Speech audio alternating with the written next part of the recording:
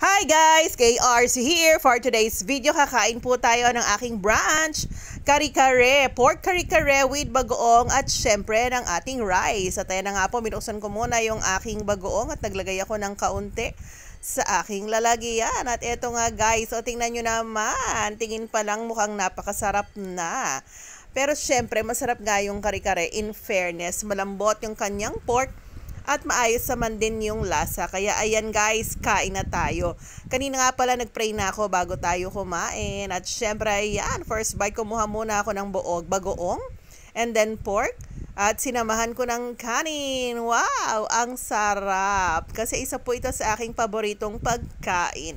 Ang kare-kare, ayan, o, diba? Sinabayan pa uli natin ng isa pang subo. At yummy yummy siya, o, diba? Napapapalakpak pa ang lola mo.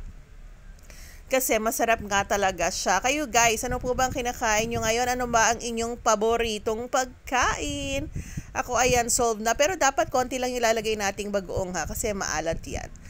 Ako, para sa akin, gusto ko yung okay lang siya para doon sa panlasa. O diba, bonggang-bongga yan. Ang sarap niya talaga. Ayan, kaya parang gusto ko tuloy magluto ng aking version ng kare-kare.